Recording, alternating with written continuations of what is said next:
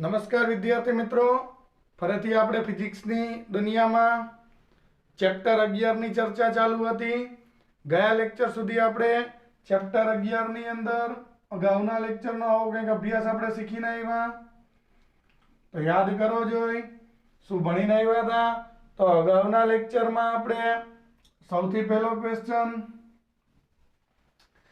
જે આપણે વિદ્યાર્થી મિત્રો આઈન્સ્ટાઈને જે સમજૂતી આપી હતી એ આઈન્સ્ટાઈનની સમજૂતીથી આપણે એક ડગલું આગળ વધ્યા અને જે કણ તરીકે જે આપણે પ્રકાશનું ક્વોન્ટમ સ્વરૂપ જે આઈન્સ્ટાઈને કીધું હતું એ ફોટોન છે એને દર્શાવતા બે પ્રયોગો અથવા તેની સ્વીકૃતિ માટેના જે બે આપણે ગુણધર્મ છે ને એ બે ગુણધર્મની ચર્ચા કરી. ત્યાર પછી ફોટોનની લાક્ષણિકતા એ આપણો છેલ્લો પ્રશ્ન હતો.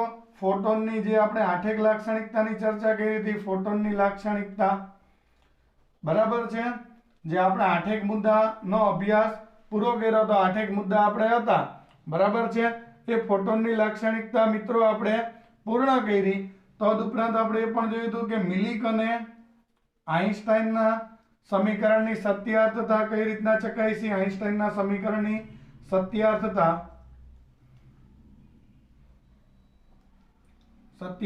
ચકાઈશી. તો દોસ્તો આ બધી બાબતે આપણે આગળ વધી અને આ પ્રશ્નને આપણે પૂરો કર્યો તો વિદ્યાર્થી મિત્રો બરાબર છે.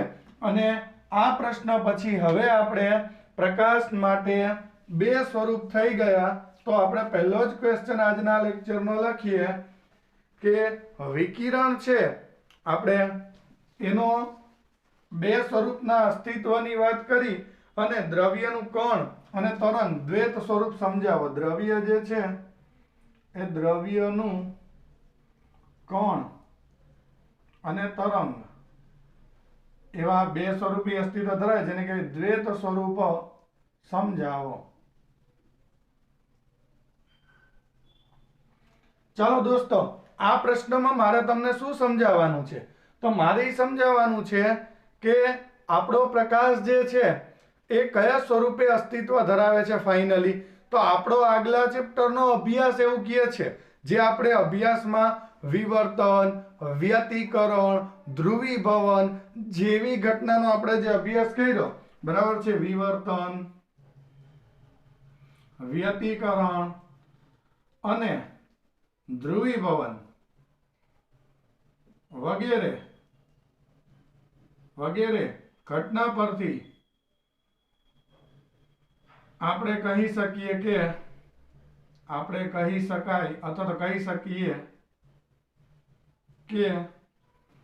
પ્રકાશ જે છે પ્રકાશ આ બધી ઘટના ઉપરથી આપણે કહી શકીએ કે પ્રકાશ કયા સ્વરૂપે છે. દોસ્તો આવી ઘટના ઉપરથી શું કહી શકાય કે પ્રકાશ તરંગ સ્વરૂપે છે અથવા તો તરંગ સ્વરૂપ ધરાવે છે. આ બધી ઘટનાઓના નિચોડ ઉપરથી આપણે એમ કહી શકાય કે પ્રકાશ જે છે એ તરંગ સ્વરૂપે છે. દોસ્તો પછી આપણે બીજી ઘટનાઓ જે આ ચેપ્ટરમાં ભણ્યા બરાબર છે જેને આપણે નામ આપ્યું હતું ફોટો ઇલેક્ટ્રિક અસર. યાદ છે ફોટો ઇલેક્ટ્રિક અસર. તો એ ફોટો ઇલેક્ટ્રિક અસરને તમે ધ્યાનથી ભણી ગયા છો મારાથી વધારે. તમે એમાં ઊંડા ઉતરા કે નહીં? મેં તમને એના વિશે સમજૂતી આપી કે નહીં? તો આ ફોટો ઇલેક્ટ્રિક અસરમાં તમે શું દોસ્તો અવલોકન કર્યું? તો તમે એ અવલોકન કરેલું છે કે ધાતુમાંથી ઇલેક્ટ્રોન બહાર આવે એટલે એ ફોટો ઇલેક્ટ્રિક અસર છે. એ ફોટો ઇલેક્ટ્રિક અસરના તમારે પરિણામો સમજાવવા માટે ફરજિયાત પ્રકાશને કયા સ્વરૂપે લેવો પડતો હતો?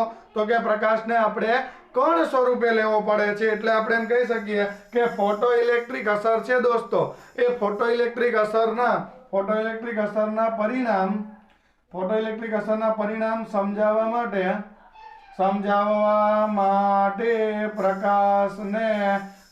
પ્રકાશને આપણે કયા સ્વરૂપે લેવો પડે છે? તો કે કણ સ્વરૂપે. ઓકે દોસ્તો, તો આપણે એને કણ સ્વરૂપે લઈએ. તો વિદ્યાર્થી મિત્રો ફોટો ઇલેક્ટ્રિક અસરના જે પરિણામ જે છે જે આપણે ઘણા બધા ઊંડાણથી સમજ્યા કે કેમ ભાઈ તીવ્રતા વધારીએ તો પ્રવાહ વધે, કેમ ભાઈ? આવૃત્તિ વધારતા ઇલેક્ટ્રોનની ગતિ ઉર્જા વધે, બાકી તરંગવાદ મુજબ તો ઉર્જાને અને આવૃત્તિને તો કોઈ સંબંધ જ નહોતો. તો આ બધી વસ્તુને આપણે એક જ ઘટનાથી, આઈન્સ્ટાઈને એક જ શબ્દથી આ બધી જ ઘટનાઓ જે ફોટોઇલેક્ટ્રિક અસરના રીડિંગ આવ્યા હતા એ સમજાવ્યા. અને કઈ ઘટના? તો કે ફોટોઇલેક્ટ્રિક અસરના પરિણામને તમારે સમજાવવા માટે પ્રકાશને તરંગ સ્વરૂપે પ્રકાશને કણ સ્વરૂપે જે છે સ્વીકારવો પડે, કણ સ્વરૂપે લેવો પડે. બરાબર છે? આપણે આ કણ સ્વરૂપે લીધો પ્રકાશને ત્યારે જ આપણને સફળતા મળી હતી ને, કે આ બધી ઘટનાઓ. બાકી તરંગ તરીકે તો આપણે પ્રશ્ન અગાઉના લેક્ચરમાં જોઈ ગયા કે તરંગવાદ સદંતર નિષ્ફળ ગયો. ઘટનાઓના 4 અવલોકનો સમજાવવામાં આવ્યા. બરાબર છે? જે અગાઉના લેક્ચરમાં ચર્ચા કરી. તો અવલોકનો સમજાવવા માટે પ્રકાશને કણ સ્વરૂપે લેવો પડ્યો. તો હવે ફાઇનલી પ્રકાશ તરંગ લેવાનો કે કણ? તો એના માટેનો હવે આપણે ફાઇનલી એવો ડિસિઝન ઉપર આવ્યા છીએ કે જો, એટલે કોઈ એમ ના કહેતા કે સાહેબ અમને આગલા ચેપ્ટરમાં તમે એવું કીધું હતું પ્રકાશ તરંગ સ્વરૂપે છે, વિકિરણ તરંગ સ્વરૂપે છે. આ ચેપ્ટરમાં આઈન્સ્ટાઈને અને ફોટોઇલેક્ટ્રિક અસરના પરિણામને સમજવા માટે પ્રકાશને કણ તરીકે લેવો પડ્યો. તો હકીકતમાં પ્રકાશને લેવાનો કેમ? કણ સ્વરૂપે લેવાનો કે તરંગ સ્વરૂપે? તો હકીકતમાં પ્રકાશને લેવાનો છે બંને સ્વરૂપે. એટલે તો લખ્યું છે દ્વૈત સ્વરૂપ. એટલે કે પ્રકાશ જે છે, વિકિરણ જે છે, એ વિકિરણ ઉત્સર્જન વખતે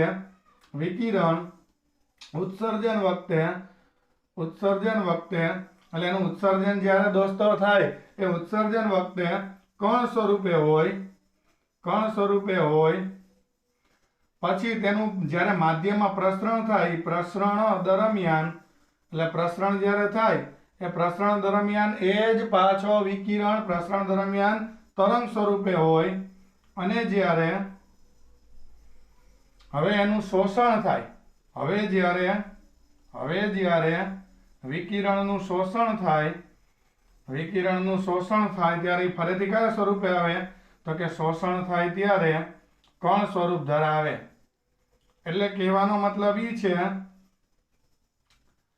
કે પ્રકાશનું આમ આ વિકિરણ છે એ વિકિરણ તરંગ અને કણ એમ દ્વૈત સ્વભાવે અસ્તિત્વ ધરાવે છે. એના 2 સ્વભાવ છે.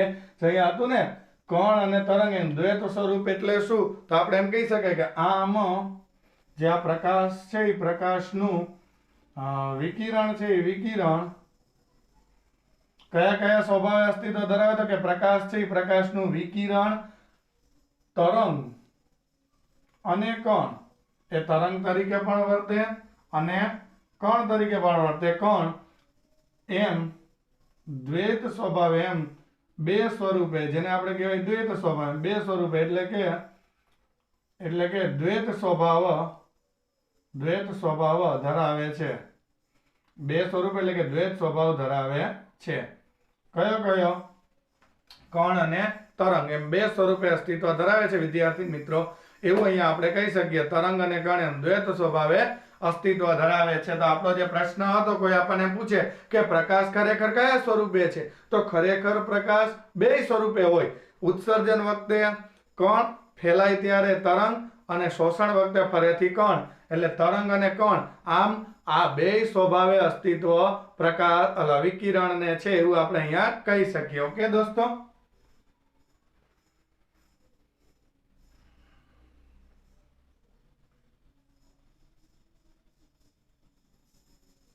ચાલો હવે મિત્રો પ્રકાશનું સ્વરૂપ કણ કે તરંગ તે કયું સમજવું તે પ્રક્રિયા પર પણ આધાર રાખે છે. ઉદાહરણ આપીને સમજાવો. બરાબર છે? એવું આપણે એક ઉદાહરણ લઈએ કે ભાઈ આપણે પ્રકાશને ક્યારે તરંગ તરીકે લઈએ, ક્યારે કણ સ્વરૂપે લઈએ, કયું સ્વરૂપ લેવું એનો આધાર પ્રક્રિયાના પ્રકાર પર પણ છે. આપણે પ્રક્રિયા કઈ લઈએ છીએ એના પ્રકાર પર પણ રહેલો છે. બરાબર છે? તો ચાલો એ આપણે ક્વેશ્ચનની વાત કરીએ કે પ્રકાશનું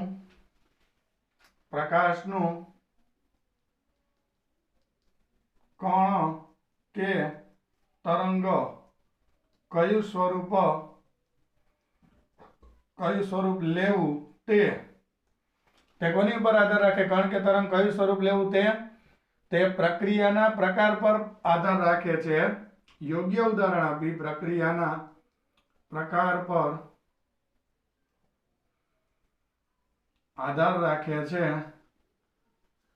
આધાર રાખે યોગ્ય ઉદાહરણ આપી સમજાવો.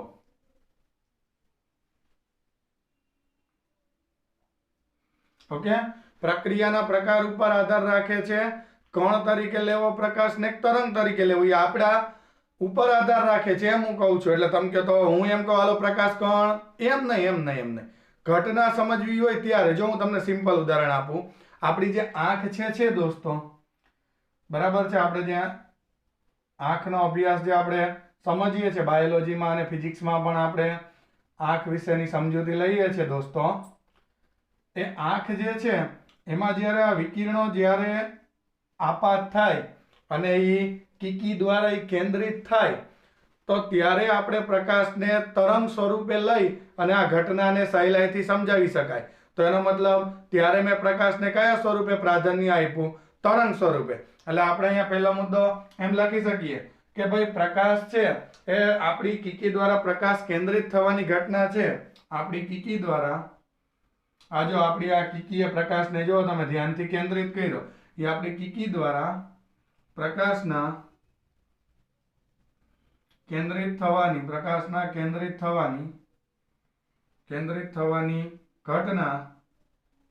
ઘટના આ કેન્દ્રિત જે થયો પ્રકાશ એ કેન્દ્રિત થાય એ તમે શું લ્યો ત્યારે તમે સમજાવી શકો. તો એ કીકી દ્વારા કેન્દ્રિત થવાની જે આખી ઘટના જે છે એ પ્રકાશ કણ તરીકે હોય અથવા તો પ્રકાશના કણ સ્વરૂપે સ્વીકૃતિ હોય, કણ સ્વરૂપે લો તો જ જે છે પ્રકાશને જ્યારે તમે તરંગ તરીકે લ્યો તો આ ઘટનાને તમે કેવી રીતના સમજાવી શકો? સહેલાઈથી. તો આપણે જો મુદ્દો લખ્યો આપણી કીકી દ્વારા પ્રકાશના કેન્દ્રિત થવાની ઘટના સમજાવવા માટે પ્રકાશનું તરંગ સ્વરૂપ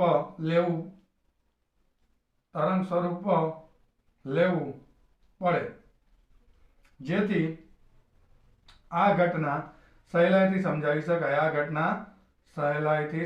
શકાય. ચાલો વિદ્યાર્થી મિત્રો હવે અહીંયા રોડ્સ અને કોન્સ નામના કોષ હોય. રોડ્સ અને કોન્સ, બરાબર છે, આવા બે કોષ હોય. અહીંયા આનું પ્રતિબિંબ પડે પાછળ, બરાબર છે. અહીંયા જ્યારે આ પ્રતિબિંબ પડે અહીંયા વક્રીભવન થઈને આ પ્રકાશનું, એ રોડ્સ અને કોન્સ નામના જે કોષ છે એની ઉપર જ્યારે આ પ્રતિબિંબ રચાય એ સમજવા માટે ત્યાં કિરણો લેન્સ દ્વારા વક્રીભવન થઈ અને ભેગા થાય એ સમજવા માટે અહીંયા આપણે પ્રકાશને કણ સ્વરૂપે લેવો પડે. એટલે આપણે એમ કહી શકીએ કે રોડ્સ અને કોન્સ જે કોષ જે છે અહીંયા એ કોષ દ્વારા આ પ્રકાશનું આ શોષણ જે થાય અને આખું પ્રતિબિંબ જે કયા પ્રકારનું પ્રતિબિંબ નિર્માણ પાડે ને એના એ પછી મગજને આખા સંદેશા મોકલે. એ રોડ્સ અને કોન્સ પર જ્યારે પ્રકાશ આવે અને તેનું શોષણ થાય, પ્રકાશનું અહીંયા શોષણ થાય તે સમજવા, બરાબર. અહીંયા એ પ્રકાશનું જે આખું રોડ્સ અને કોન્સ દ્વારા શોષણ થાય એ તમારે સમજવું હોય તો મિત્રો તે સમજવા માટે આપણે એનું કયું સ્વરૂપ લેવું પડે? તે સમજવા માટે પ્રકાશને એટલે કે વિકિરણને કયા સ્વરૂપે લેવો પડે? તો કે વિકિરણને કણ સ્વરૂપે લેવો પડે. સમજાય દોસ્તો? રોડ્સ અને કોન્સ પર જ્યારે આ પ્રકાશ આવે ત્યારે એનું શોષણ તમારે સમજવું હોય તો તમે એને કણ તરીકે લ્યો તો એ આખી ઘટનાને તમે વ્યવસ્થિત સમજાવી શકો, બરાબર છે. તો એનો મતલબ એમ થયો કે આમ વસ્તુને જોતી વખતે દોસ્તો આમ જ્યારે આપણે આમ કોઈ વસ્તુને આમ જોઈએ ત્યારે આમ આખી આ ઘટના અને પછી મગજ એમ કહે કે આ વસ્તુ છે તો આમ આ વસ્તુને જોવાની સમગ્ર ઘટનામાં પ્રકાશના બે સ્વરૂપ લેવા પડ્યા. પહેલા જોવો એટલે પ્રકાશ આંખમાં જાય ત્યારે તરંગ, રેટિના ઉપર પડે ત્યારે કણ. તો આમ વસ્તુને જોવાની સમગ્ર ઘટનામાં પ્રકાશના બંને સ્વરૂપની જરૂરિયાત છે. એટલે તો હું કહું છું કે કઈ ઘટના તમે લ્યો છો એ પ્રમાણે પ્રકાશનું સ્વરૂપ લેવું પડે. આ ઘટનામાં જો બંને સ્વરૂપે તમારે પ્રકાશને સ્વીકારવો પડે. ઓકે દોસ્તો? તો આ રીતના તમે એને બંને સ્વરૂપે લઈ શકો. પ્રકાશનું આ બંને સ્વરૂપ છે. ઓકે,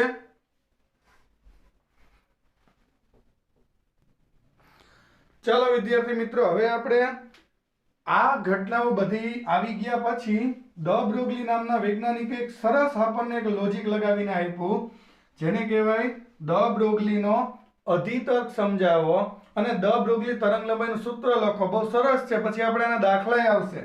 એટલે આપણે એ પ્રશ્ન ભણીએ કે ડ બ્રોગલીનો અધિતર્ક સમજાવો, અને આ ભાઈ શ્રી ડ બ્રોગલી આપણને એક સરસ મજાનું સૂત્ર બનાવીને આપ્યું હતું, તો આપણે એ સૂત્રનો પણ લાભ લઈએ. કયું સૂત્ર આપણને ડ બ્રોગલીએ બનાવીને આપ્યું હતું? એટલે આપણો નેક્સ્ટ ક્વેશ્ચન એવો છે કે ડ બ્રોગલી છે એને શું આપણને સમજૂતી આપીને ગયો, બરાબર છે? એને સરસ આપણને એક સમજૂતી આપી. અત્યાર સુધી આપણે એક જ વાત ઉપર આમાં ચર્ચા કરી કે પ્રકાશ કયા સ્વરૂપે છે, તો કે પ્રસરણ વખતે તરંગ, શોષણ વખતે, અને જ્યારે મિત્રો એનું શોષણ થવાનું છે અને જ્યારે ઉત્સર્જન થવાનું છે ત્યારે કણ સ્વરૂપે, આવી ચર્ચા કરી. તો નેક્સ્ટ ક્વેશ્ચન એ છે ડ બ્રોગલીનો અધિતર્ક લખો અને ડ બ્રોગલી તરંગલંબાઈનું સૂત્ર લખો. ડ બ્રોગલીનો શું લખો દોસ્તો? ડ બ્રોગલીનો અધિતર્ક લખો તથા ડ બ્રોગલી તરંગલંબાઈનું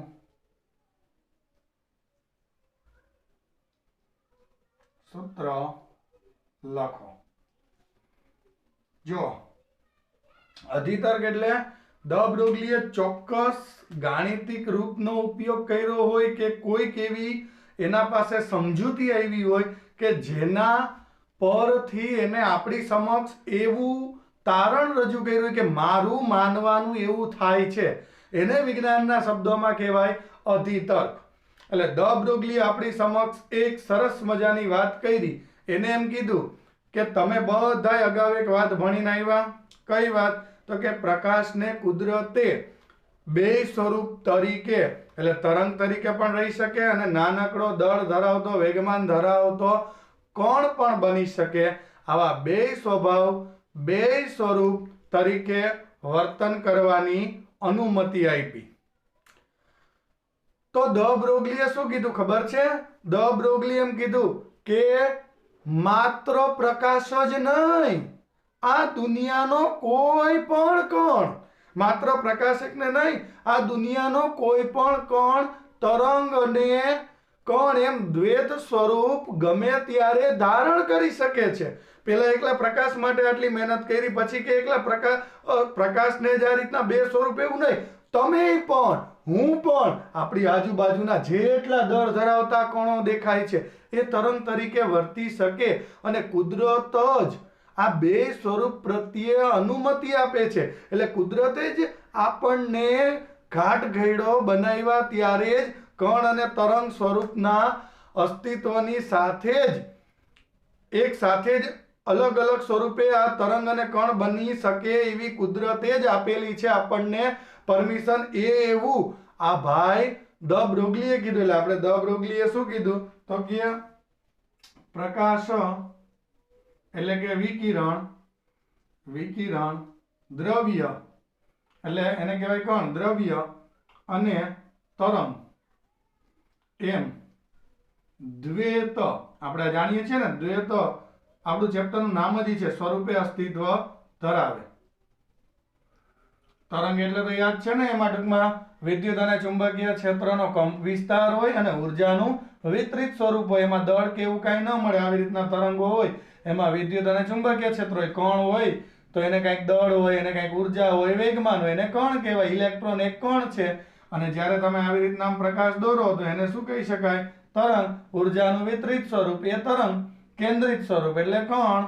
તો આ તો વિકિરણ છે, એ તો પ્રસરણ વખતે તમે જાણો જ છો શું બની જાય છે દોસ્તો? તો કે તો તરંગ જ છે. અને શોષણ વખતે કોણ? એમ દ્વૈત સ્વરૂપે આપણો આ પ્રકાશ છે એ અસ્તિત્વ ધરાવે છે. પરંતુ ડ બ્રોગલીના મત મુજબ, પરંતુ ખાસ જોજો, કોણ? ડ બ્રોગલી, જેને ડી બ્રોગલી પણ લખે છે, પરંતુ હવે વૈજ્ઞાનિક આવી ગયો ડ બ્રોગલી.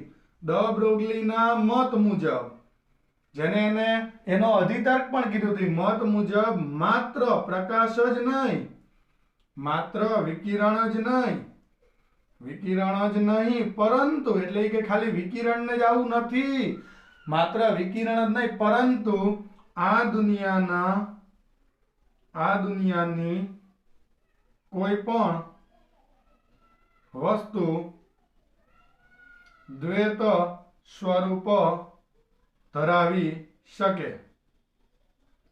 એટલે કે આ દુનિયામાં ઇલેક્ટ્રોન છે, પ્રોટોન છે, આવા કણ વોલીબોલ રમતા હોય અથવા તો ક્રિકેટનો બોલ આ પણ શું તરંગ સ્વરૂપે ધરાવી શકે? તમે કહો આના મત મુજબ તો ધરાવે, પણ અમે ક્યારેય બોલને તરંગ સ્વરૂપે ગતિ કરતા નથી જોયો. તો એનું કારણ પણ હું અહીંયા તમને કહીશ કે આપણે શા માટે તરંગ સ્વરૂપે વર્તન કરી શકતા નથી. બાકી આ દુનિયાનો કોઈ પણ વસ્તુ, કોઈ પણ કણ દ્વૈત સ્વરૂપ ધરાવે ને આ માટે કુદરતની જ અનુમતિ છે. આ માટે કુદરતની જ એટલે કુદરતી રીતે જ આ બંને સ્વરૂપ એકબીજામાં સમાયેલા જ છે. એટલે કણમાંથી તરંગ બનવું, તરંગમાંથી કણ બનવું એ કુદરતી રીતે જ એક અસ્તિત્વ ધરાવતી ઘટના છે, પ્રોસેસ છે, એ બની શકે ચોક્કસ પરિસ્થિતિમાં. બરાબર. અહીંયા ખાસ આ દુનિયાનો કોઈ પણ વસ્તુ બરાબર છે ચોક્કસ પરિસ્થિતિમાં બરાબર છે દ્વૈત સ્વરૂપ ધારણ કરે છે. કોઈ પણ કણ, આ દુનિયાનો કોઈ પણ કણ ચોક્કસ પરિસ્થિતિમાં એટલે કણ તરીકે પણ તો છે ચોક્કસ પરિસ્થિતિમાં તરંગ સ્વરૂપ, ચોક્કસ પરિસ્થિતિમાં તરંગ સ્વરૂપ ધારણ કરી દ્વૈત સ્વરૂપે અસ્તિત્વ ધરાવી શકે, દ્વૈત સ્વરૂપ ધરાવે. એટલે એનો કહેવાનો અર્થ એ હતો કે આપણે માત્ર શું લખતા હતા, તો કે આપણે માત્ર એમ લખતા હતા કે અત્યાર સુધીના અવલોકનો તો એવું જ કહે છે કે પ્રકાશને જ બે સ્વરૂપે અસ્તિત્વ છે, કણ અને તરંગ, આ દુનિયાનો બીજો કોઈ નહીં. જ્યારે આ ભાઈ શ્રી ધ બ્રોગલીએ શું કીધું કે મારા કહેવા પ્રમાણે માત્ર વિકિરણ જ નહીં, આ દુનિયાનો કોઈ પણ કણ ચોક્કસ પરિસ્થિતિમાં તરંગ સ્વરૂપ ધારણ કરી શકે. બરાબર છે. તરંગ સ્વરૂપ શું કરી શકે મિત્રો? તો કે ધારણ કરી શકે અને દ્વૈત સ્વરૂપ ધરાવે. એટલે કણ તો હતો, તરંગ ધારણ કરે તો દ્વૈત સ્વરૂપ થઈ ગયું. અને આ માટે કુદરતી જ અનુમતિ છે, એટલે કુદરતે જ આ માટે અનુમતિ આપેલી છે. એટલે આપણે આમાં કાંઈ નથી કરતા, એની યોગ્ય અવસ્થા હોય તો એ કણમાંથી તરંગ બની શકે ને એની માટે આપણે જે છે એ કંઈ કરી નથી શકતા. એટલે કે પ્રકૃતિ જ આ માટે સંમિતિ ધરાવે છે કુદરતી રીતના. એટલે કે પ્રકૃતિ જ આ માટે સંમિતિ ધરાવે છે. એટલે કુદરતે જ એને પરમિશન આપી છે, પ્રકૃતિ જ આ માટે સંમિતિ ધરાવે છે. હવે મિત્રો મારે તમને એ પૂછવું છે કે આપણે ક્યાંય એવું જોયું કે કણ તરંગ બન્યો હોય? તો મેં એટલે જ એક કન્ડિશન મૂકી, જો ચોક્કસ પરિસ્થિતિમાં બધાને તરંગ તરીકે વર્તન કરવું જરૂરી નથી. બરાબર છે. જો વિકિરણ દ્વૈત સ્વરૂપ ધરાવતું હોય તો દ્રવ્ય પણ દ્વૈત સ્વરૂપ ધરાવતો જ હોવો જોઈએ, એવું આનું કહેવાનું થયું. આમ ધ બ્રોગલીના મતે, ધ બ્રોગલીના અધિતર્ક મુજબ, ધ બ્રોગલીના મત મુજબ વિકિરણ દ્વૈત સ્વરૂપ ધરાવે તો પછી પ્રકાશને દ્વૈત સ્વરૂપ ધરાવવાની પરમિશન હોય, દ્વૈત સ્વરૂપ ધરાવે તો ઇલેક્ટ્રોન જેવા કણ દ્વૈત સ્વરૂપ ધરાવે તો કણ પણ દ્વૈત સ્વરૂપે અસ્તિત્વ ધરાવી શકે, દ્વૈત સ્વરૂપ ધરાવી શકે. એટલે જો આ વિકિરણને કુદરતે કણ અને તરંગ એમ બે સ્વરૂપે વર્તન કરવાની છૂટ આપી હોય તો પછી ઇલેક્ટ્રોન જેવા કણે તરંગ બની શકે. બરાબર. અને એ માટે એને પાછું એનાથી એક સ્ટેપ આગળ એને પાછું શું કીધું ખબર છે? આ માટે એટલે કે જો કણ તરંગ તરીકે વર્તન કરતા હોય તેને કંઈક તરંગ લંબાઈ હોય તો એને એની માટે એક સૂત્ર પણ આપ્યું. પી વેગમાન ધરાવતો કણ હોય, દાખલા તરીકે આમ કણ હોય, આનું વેગમાન અત્યારે પી છે, આમ ગતિ કરતો કરતો દાખલા તરીકે આમ તરંગ બની જાય. બરાબર. તો એને એની તરંગ લંબાઈ કીધી. એ કે જો પી વેગમાન ધરાવતો કણ તરંગ સ્વરૂપે અસ્તિત્વ ધરાવે તો તેની તરંગ લંબાઈ નીચેના સૂત્રથી મળે અને એને આપણે ધ બ્રોગલી તરંગ લંબાઈ કહી શકીએ. આ કણ છે અત્યારે, આ કણ છે કે પી, આનું વેગમાન છે. પી વેગમાન ધરાવતો કણ જો તરંગ સ્વરૂપે અસ્તિત્વ ધરાવે, જો તરંગ સ્વરૂપે અસ્તિત્વ ધરાવતે અસ્તિત્વ ધરાવે અને તરંગ લંબાઈ લેમ્બડા મળે તો તે નીચેના સૂત્રથી દર્શાવી શકાય. એટલે એનો મતલબ આ કણ જો તરંગ બની જાય અને આની તરંગ લંબાઈ એટલે અહીંથી આ લેમ્બડા મળે તો એ કયા સૂત્રથી દર્શાવી શકાય એની તરંગ લંબાઈ? તો કે લેમ્બડા બરાબર h/p. આ સૂત્રથી દર્શાવી શકાય. લેમ્બડા બરાબર h/p. આ સૂત્રથી આપણે દર્શાવી શકીએ એની તરંગ લંબાઈ લેમ્બડા બરાબર h/p. બરાબર, લેમ્બડા બરાબર h/p.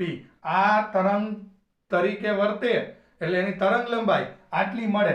આમ આ રીતે જ્યાં p એટલે વેગમાન છે, p h બરાબર પ્લાન્ક અચળાંક, h બરાબર પ્લાન્ક અચળાંક, અને જે કણ આ દાખલા તરીકે ઇલેક્ટ્રોન હોય તો એ ગતિ કરતો કરતો કરતો કરતો તરંગ બની ગયો, તેનું આ p જે છે p બરાબર કણનું વેગમાન છે, તો એમાંથી જ્યારે તરંગ બને તો એ આટલી તરંગ લંબાઈનું બને. આ સૂત્રમાં h અને p ની કિંમત મૂકો, જે જવાબ આવે લેમ્બડાનો એટલી તરંગ લંબાઈ વાળું તરંગ બની જાય.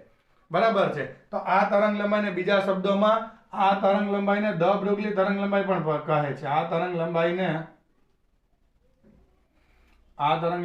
દ બ્રોગલી તરંગ લંબાઈ પણ કહે છે. દ બ્રોગલી તરંગ લંબાઈ પણ કહે છે.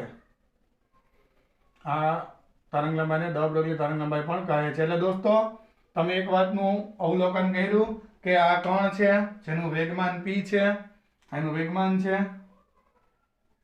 એના સાદુરૂપો દ બ્રોગલીએ ગોઠવેલા હશે ને એને એમ કીધું કે ઈ જો અહીંયા ક્યાંક આવી પરિસ્થિતિ આવી, અહીંયા તરંગ બની ગયો, તો હું એ પણ તમને કહી દઉં કે કેટલી તરંગ લંબાઈ વાળું તરંગ બને, તો કે h/p તરંગ લંબાઈ વાળું તરંગ બને. અને એના નામ ઉપરથી અહીંયા ઈ તરંગ બન્યું, અને આ જે તરંગ લંબાઈ દળ ધરાવતા કણની જે મળી એ તરંગ લંબાઈને કહેવાય દ બ્રોગલી તરંગ લંબાઈ. આ જે દળ ધરાવતો કણ અહીંયા તરંગ તરીકે વર્તી ગયો, અને આ જે તરંગ લંબાઈ તમને આ મળી દોસ્તો, આ દળ ધરાવતા કણની તરંગ લંબાઈને કહેવાય દ બ્રોગલી તરંગ લંબાઈ. એટલે ગમે ત્યારે કોઈ એમ પૂછે કે દ બ્રોગલી તરંગ લંબાઈનું સૂત્ર શું, તો આ મૂકી દેવાનું.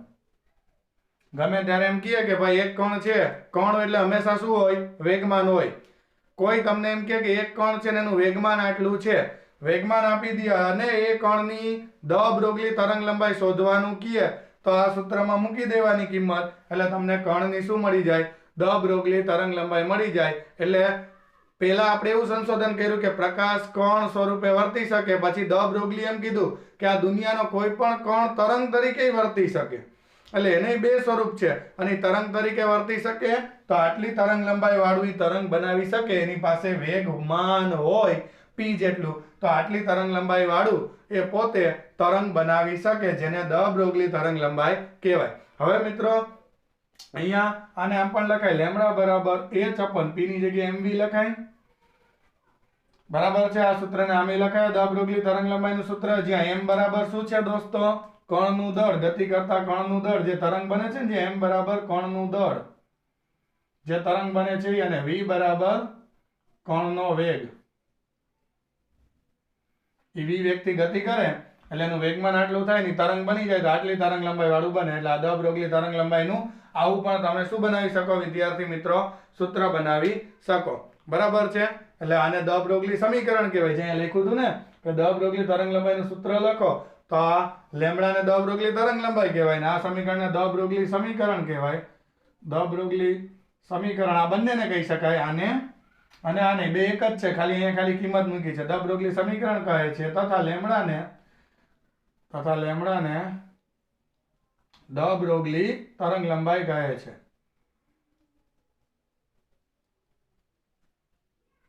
દોસ્તો આ એને જે સૂત્ર બનાવ્યું, મને એવો પ્રશ્ન થયો કે શું આ ફોટોન માટે, તમે જે અગાઉ ભણ્યા હતા ફોટોન, આ સૂત્ર શું ફોટોન માટે સાચું હશે? ઈ પણ કણમાંથી તરંગ બને છે, તો ફોટોન નામનો કણ જ્યારે તરંગ બને ત્યારે એની તરંગ લંબાઈ મળે એ આ સૂત્રથી મળી જાય. તો તમે યાદ કરો તો ફોટોન માટે શું સૂત્ર બનાવ્યું હતું? તો આપણે એમ કહી શકાય કે આપણે જે ફોટોન માટે જે સૂત્ર બનાવ્યું હતું એ આ સૂત્ર અહીંયા ફોટોન જે એક કણ સ્વરૂપે અસ્તિત્વ ધરાવતો હોય, કણ સ્વરૂપે અસ્તિત્વ ધરાવે, બરાબર છે, અસ્તિત્વ ધરાવે, અને એ ગમે ત્યારે પાછું ઉત્સર્જન વખતે કણ વારી પાછો તરંગ બની જાય. ફોટોન કણમાંથી ઉત્સર્જન વખતે કણ વળી તરંગ શોષણ વખતે કણ, તો એ ફોટોન જે કણ સ્વરૂપે અસ્તિત્વ ધરાવે તે તરંગ સ્વભાવ પ્રાપ્ત કરે ત્યારે તેની તરંગ લંબાઈ દ બ્રોગલીના સમીકરણથી મળી જાય, ત્યારે તેની તરંગ લંબાઈ દ બ્રોગલીના સમીકરણથી અથવા તો દ બ્રોગલીના સમીકરણ જેવી જ મળે છે. જો કઈ રીતના, એટલે દ બ્રોગલી આ સમીકરણ આપ્યું, આ ફોટોન એક કણ છે અને એમ કીધું કે કણ તરંગ તરીકે વર્તે તો એની તરંગ લંબાઈ આ સમીકરણથી મળે.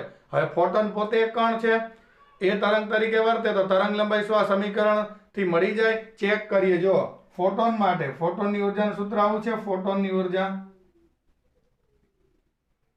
E બરાબર hf છે છોકરા સૂત્ર, અને એનું વેગમાન તથા વેગમાનનું સૂત્ર તમને યાદ જ હશે. તથા વેગમાન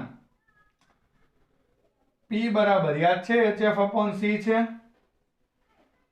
ઓકે, ચાલો એના વેગમાન ઉપરથી આપણે દ બ્રોગલી તરંગ લંબાઈ શોધી. હવે આપણને ખબર જ છે કે તરંગ બને તો f બરાબર c/λ થાય, તો અહીં આને છેદમાં જવા દે એટલે f/c બરાબર 1/λ થાય. ઓકે, f/c એટલે 1/λ. તો વેગમાન બરાબર શું આવ્યું, તો કે વેગમાન p બરાબર h/λ. તો આની તરંગ લંબાઈ આમ લેમ્ડા બરાબર જો h/p, જે દ બ્રોગલી આપેલા સમીકરણ જેવું જ મળ્યું. આપણે કોની માટે તાર્યું, ફોટોન માટે. આપણે કોના સમીકરણ મૂક્યા, વર્ષોથી જે અથવા તો પહેલાથી જે શોધાયેલા કણ ફોટોનના માટે પણ દ બ્રોગલીનું સમીકરણ દ બ્રોગલીએ સ્વતંત્ર રીતના આપ્યું હતું. દ બ્રોગલીએ પોતાની રીતના એમ કીધું કે કણ તરંગ તરીકે વર્તી શકે આ રીતના, અને એ તરંગ તરીકે વર્તે તો આટલી તરંગ લંબાઈ મળે. પછી આપણે ફોટોનને જે પેલા સંશોધન થઈ ગયું હતું, ફોટોન એક કણ જ છે, તરંગી છે, કણી છે, ઉત્સર્જન વખતે કણ છે, પ્રસરણ વખતે તરંગ છે, તો એ ફોટોનની ઉર્જા આ સૂત્ર વડે અપાતી હતી. એનું વેગમાન આ સૂત્ર P બરાબર hf/c વડે અપાય છે. તમે સાદુરૂપ આપી અને એનું વેગમાન ને કરતા બનાવ્યો ને એમાંથી લેમ્ડા ને કરતા બનાવ્યો તો જે દ બ્રોગલીના સમીકરણ જેવું જ મળ્યું. બરાબર છે, જે દ બ્રોગલીના સમીકરણ જેવું જ છે, દ બ્રોગલીના સમીકરણ જેવું. એનો મતલબ દ બ્રોગલીએ જે સમીકરણ આપ્યું મિત્રો આપણને, એ આપણને તરંગ લંબાઈ કણ સ્વરૂપમાંથી તરંગ બની શોધવા માટે કામ આવે. જે ફોટોન માટે પણ એવું જ મળે છે સૂત્ર, જે દ બ્રોગલીએ સ્વતંત્ર રીતના અલગ અલગ રીતે ગણતરી કરીને શોધીને આપ્યું. તેનું સૂત્ર ફોટોન માટે પણ યોગ્ય પુરવાર થયું. ફોટોનને પણ તરંગ બનવું હોય તો એ તરંગ લંબાઈ દ બ્રોગલીના સૂત્ર જેવી જ આના પોતાના ફોટોનના ઉર્જાના સૂત્ર ઉપરથી મળે છે. એટલે આ રીતના દ બ્રોગલી આપણને સમજૂતી આપી. ત્યાર પછી વિદ્યાર્થી મિત્રો, જો આપણે આ સમીકરણને અલગ અલગ સ્વરૂપમાં થોડાક લઈ જઈએ અને થોડાક ઉદાહરણ લખીએ તો આપણને વધારે આઈડિયા આવે કે ભાઈ કોણ આવી રીતના કણ તરંગ બને છે. પ્રકાશની તો અમને ખબર જ છે કે વિકિરણ બે સ્વરૂપે અસ્તિત્વ ધરાવે, કણ અને તરંગ. તો આવું જ બીજા કોને પરમિશન છે? તમે કીધું ને કે કણ પણ તરંગ બને, તો એવો કયો કણ જે તરંગ બને? આ દુનિયાનો બધાય કણ એટલે દરેક વ્યક્તિ પણ તરંગ બનશે, અને નહીં બને તો દ બ્રોગલીના નિયમ પ્રમાણે બને છે. તો કેમ શક્યતા ઘટી જાય છે આપણી તરંગ બનવાની? આ હું ચર્ચા કરું છું. તો જુઓ,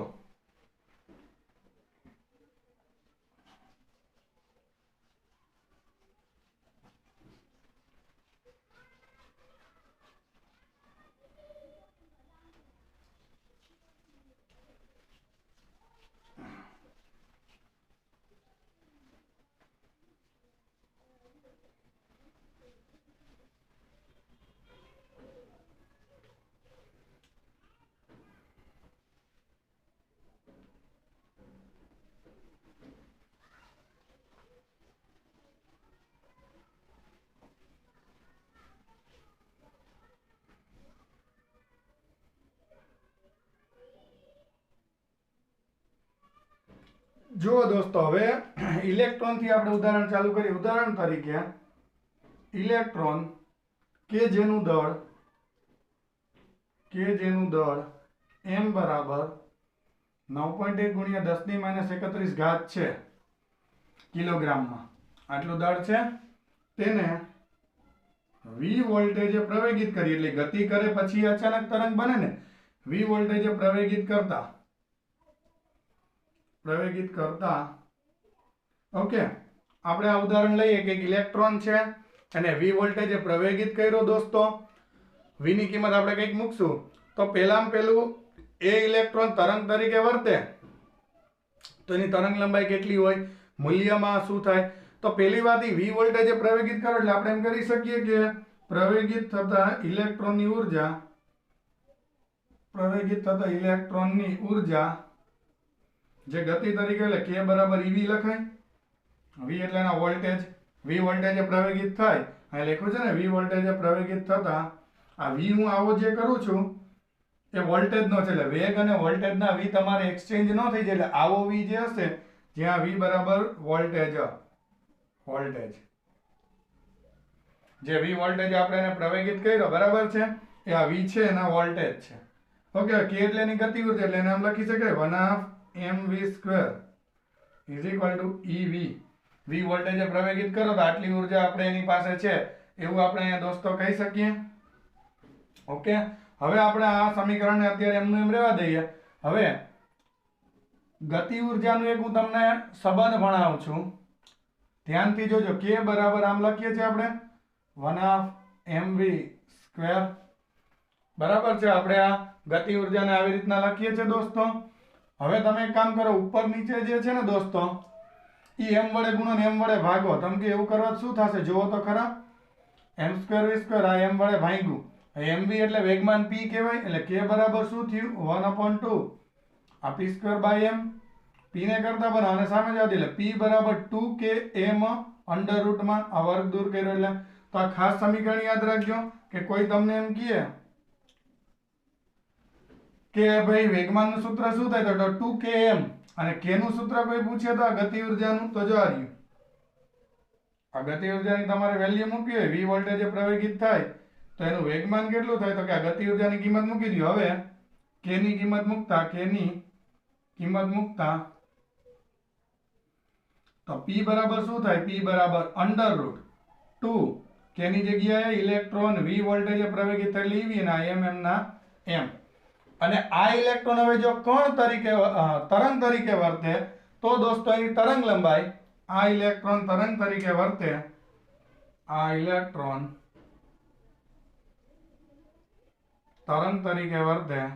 ત્યારે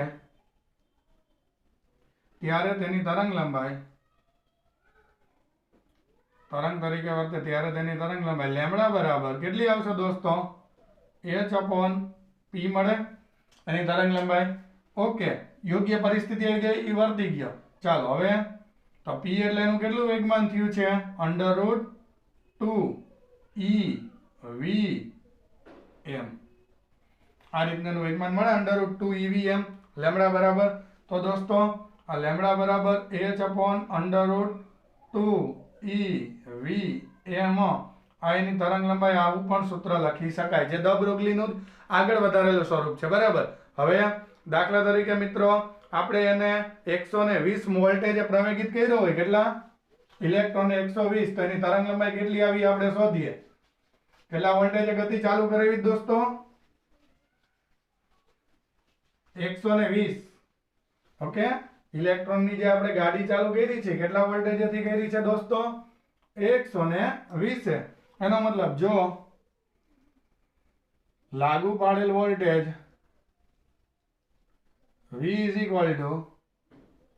120 હોય તો ઇલેક્ટ્રોનની તરંગ લંબાઈ એટલે ઇલેક્ટ્રોને v વોલ્ટેજે પેલા પ્રવેગિત કર્યો. મેં જે તમને કીધું ઇલેક્ટ્રોનનું દળ આટલું છે ને v વોલ્ટેજે દોસ્તો પ્રવેગિત કરો તો એ પ્રવેગિત થતો ઇલેક્ટ્રોન છે એ આટલી ગતિ ઉર્જા ધરાવે એટલે આ ઇલેક્ટ્રોનની k બરાબર ev સૂત્ર ગતિ ઉર્જાનું ને વેગમાનનું આવું લખાય. યાદ રાખજો.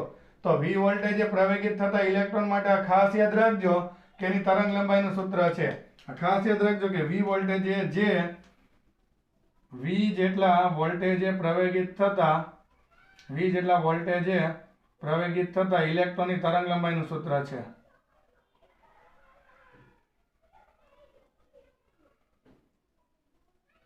બરાબર જી, v જેટલા વોલ્ટેજે પ્રવેગિત થતા ઇલેક્ટ્રોનની તરંગ લંબાઈનું સૂત્ર છે.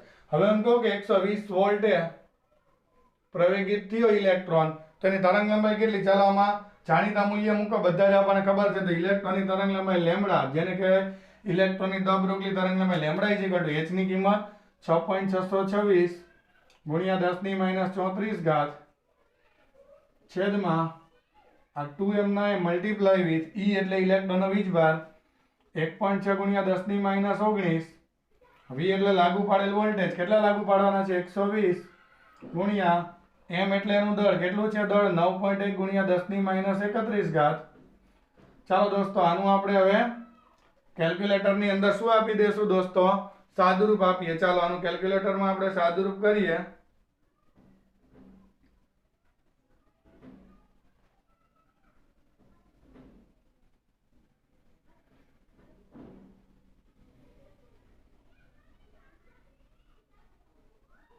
તો દોસ્તો 0.112 નેનોમીટર આવો તમને જવાબ મળશે. 0.112 નેનોમીટર બરાબર છે. કેલ્ક્યુલેટરમાં કરેક્ટ કરજો. બરાબર, આ રીતનો આપણને આન્સર 0.112 નેનોમીટર જેવો આન્સર આપણને વિદ્યાર્થી મિત્રો એનો મળી જાય છે. બરાબર છે. તો આ રીતના આપણે એનું શું શોધી શકીએ? તરંગ લંબાઈ શોધી શકીએ. ઓકે, હવે એક હું તમને બીજો ટાર્ગેટ આપું, ઉદાહરણ બીજું આપું. જો તો આ ખાસ સૂત્ર યાદ રાખી લેશો દોસ્તો. દ બ્રોગલી તરંગ લંબાઈનું આપણે એમસીક્યુ દાખલામાં કામ આવે ત્યારે તો આ દ બ્રોગલી v વોલ્ટેજે પ્રવેગિત થાય ત્યારે આ સૂત્ર આવે ઘણાઈ h e અને m અને આ 2 આ જાણીતા વેલ્યુ મૂકી દઈએ તો ખાલી છેદમાં વોલ્ટેજ v જ મળે. એના સિવાય બધાય પદ આપણે જાણીતા જ છે. તો દોસ્તો જો તમે એવું કરશો તોય તમને જવાબ મળશે. તો તમને લેમ્બડા બરાબર આવું થઈ જશે. આનું બીજું સ્વરૂપ તમે લખો તો લેમ્બડા બરાબર 1.227 છેદમાં √ v નેનોમીટર. આવું તમને જે છે એનું બાકીના પદ મૂકી દો તો આવું પણ સ્વરૂપ તમને જે છે દોસ્તો મળશે. હું આને ઉપર તમને લખી દઉં. બરાબર, એટલે આમાં જો તમે જાણીતા મૂલ્ય મૂકો તો લેમ્બડા બરાબર 1.227 છેદમાં √ v નેનોમીટર આવું પણ તમને કિંમત મળશે. ઓકે, તો ગમે ત્યારે એવું લાગે કઈ કિંમત મૂકવાની, ખાલી જો h 2 m અને e એટલે કિંમત મૂકો એટલે 1.227 અપોન છેદનો √ માં vm ના m નેનોમીટર. ઓકે, આવું પણ તમે શું લખી શકો દોસ્તો? સૂત્ર લખી શકશો. ઓકે, ચાલો તો હવે વિદ્યાર્થી મિત્રો આપણે અહીંયા ઇલેક્ટ્રોન માટે ઉદાહરણ લીધું. હું તમને હજી એક બીજું ઉદાહરણ આપું વિદ્યાર્થી મિત્રો. ઉદાહરણ બીજું, મેં તમને એમ કીધું હતું ને કે આ દુનિયાનો કોઈ પણ કણ તરંગ તરીકે વર્તી શકે. તો કેમ એક બોલ કે એવું કોઈ ન વર્તી શકે તરંગ તરીકે? સપોઝ આપણે ટેનિસનો બોલ લઈએ, એનું દળ લગભગ 0.12 કિલો જેટલું આપણે લઈએ. અત્યારે આપણે એક સિમ્પલ ઉદાહરણ લઈએ. દાખલા તરીકે m બરાબર 0.12 કિલોગ્રામ દળ ધરાવતા બોલને ચાલો હું હાથ વડે આમ ફેંકું છું, આમ કરી અને આમ કરીને આમ થ્રો કરું છું 20 મીટરથી. 20 મીટર પ્રતિ સેકન્ડની ઝડપથી ગતિ કરે. બરાબર, ધરાવતા બોલ 20 મીટર પ્રતિ સેકન્ડની ઝડપથી ગતિ કરે તો દ બ્રોગલી તરંગ લંબાઈ એની કેટલી મળે? ચાલો શોધીએ. દ બ્રોગલી તરંગ લંબાઈ ચાલો આની કેટલી મળે? ચાલો આમાં કિંમત મૂકીએ તો લેમ્બડા બરાબર h અપોન p, p ની જગ્યાએ mv લખાય દોસ્તો. તો લેમ્બડા બરાબર h એટલે 6.626 ગુણ્યા 10⁻34 m એટલે દળ. દળ કેટલું છે એનું? 0.12 ગુણ્યા v એટલે વેગ. વેગ કેટલો છે દોસ્તો એનો? આવ્યો જો 20 એટલે 20. ચાલો કેલ્ક્યુલેટરમાં આનું સાદુરૂપ આપણે આપીએ. ચાલો આપો છે એનું સાદુરૂપ. તો ટોટલ જવાબ થઈ અને તમારે આવશે કેલ્ક્યુલેટરમાં એનું સાદુરૂપ આપીએ 2.76 ગુણ્યા 10⁻34 આવશે. એમ કેસમાં એટલે મીટર. હવે દોસ્તો તમે અહીંયા ધ્યાનથી જુઓ. મેં એમ કીધું હતું કે બધાય તરંગ તરીકે વર્તી શકે, પણ આ બોલના ઉદાહરણથી જ જુઓ. ખાલી 0.12 1 કિલો દળે આપણે નથી લીધું પૂરું. એવો એક બોલ લીધો. આપણી તો વાત દૂર નહીં રહી તો એ તરંગ લંબાઈ જો 10⁻34 જે અત્યંત નાની મળી, જે પ્રેક્ટિકલી માપવી શક્ય નથી. આપણે 10⁻12 સુધી શક્ય છે, પણ આ તો બહુ નાની મળી. એટલે એવું તરંગ બને કે જેની તરંગ લંબાઈ જ ન માપી શકાય. તો ન માપી શકાય તો એ તરંગ થોડું કહેવાય. એટલે તરંગ બને, તરંગ લંબાઈ મળે પણ અત્યંત નાની.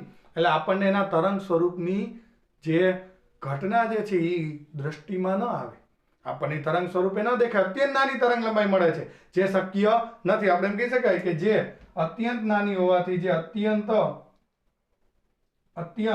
નાની તરંગ લંબાઈ, અત્યંત નાની તરંગ લંબાઈ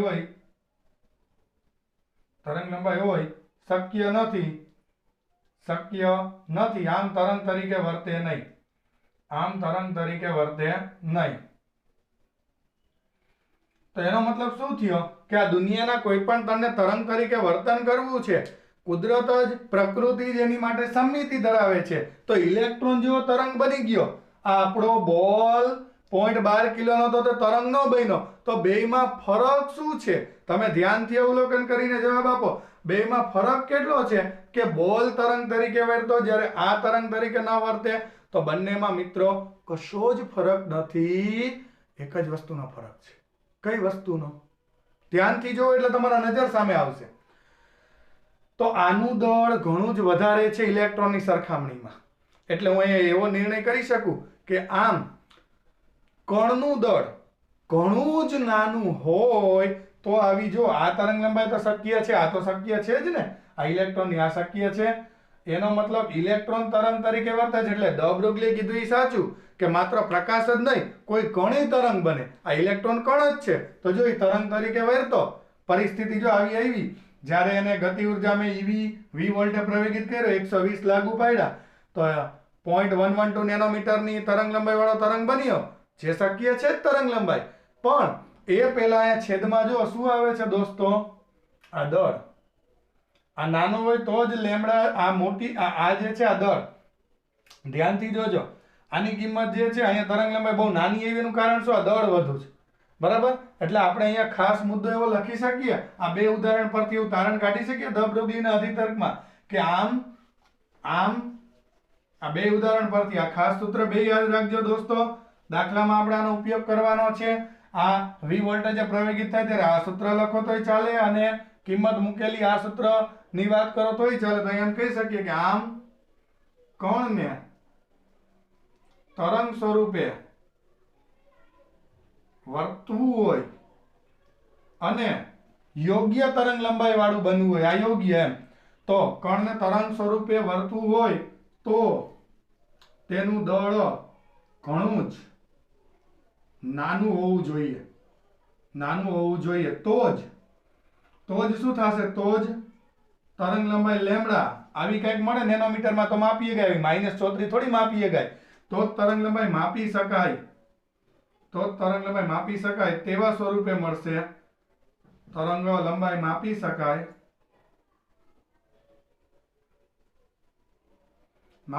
તેવા સ્વરૂપે મળશે. એટલે કે તરંગ સ્વરૂપ ધારણ કરશે. જ્યારે અહીંયા જો દળ વધુ હશે તો ખૂબ જ નાની તરંગ લંબાઈ આવશે, જે શક્ય નહીં બને. દળ વધુ હશે, જો દળ વધુ હશે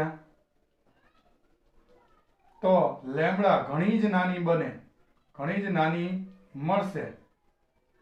આથી તરંગ સ્વરૂપે અસ્તિત્વમાં નહીં આવે. આથી કણ તરંગ સ્વરૂપે અસ્તિત્વમાં નહીં આવે, તરંગ સ્વરૂપે અસ્તિત્વ નહીં ધરાવે.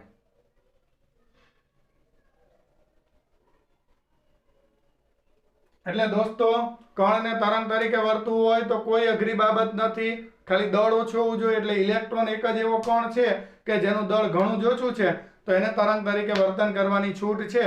બાકી આ બધાના દળ, આપણું દળ, આપણે તો વિચારો, આપણે તો 40-50 કિલોના માણસો હોઈએ, બરાબર. તો પછી અહીંયા તો વિચારો તો ક્યાં જાય આ કિંમત લેમ્ડાની? તો હાવ અશક્ય જ થઈ જાય. એટલે આપણે ગમે એટલું ફાસ્ટ દોડીએ તો આપણે તરંગ સ્વરૂપ, એટલે આપણું ઉર્જાનું, આ દળનું વિતરણ થઈ જાય એવું સ્વરૂપ નહીં બને, તરંગ નહીં બને. કેમ? કારણ કે અત્યંત નાની તરંગ લંબાઈ રહેશે. આ બોલની પણ નાની રહી, તમે વેગ વધારીને પ્રકાશના વેગથી તો મોટો નહીં કરો ને.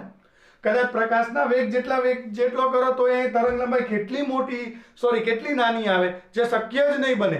એટલે દળ જ નાનું કરવું પડે તો જ તરંગ લંબાઈ યોગ્ય આવે, અને તો જ કણમાંથી તરંગ બની શકે, અને જે ઇલેક્ટ્રોને કરી બતાવ્યું. અને આમ આ ડ બ્રોગલી આવો અધિતર્કથી આપણને કુદરતમાં સમિતિ છે કણમાંથી તરંગ બનવાની, માત્ર પ્રકાશને જ નહીં એવું આપણને સૂચન કરી અને ઇલેક્ટ્રોન માટે એક ઉદાહરણ આપી અને સમજાવ્યું કે ઇલેક્ટ્રોન આ રીતના તરંગ તરીકે બની શકે. ઓકે વિદ્યાર્થી મિત્રો, તો ધન્યવાદ. આજે આપણે આટલું રાખીએ. વળી પાછા નવા લેક્ચરમાં નવા ટોપિક સાથે આપણે મળીશું. તમારો ખૂબ ખૂબ આભાર. ધન્યવાદ.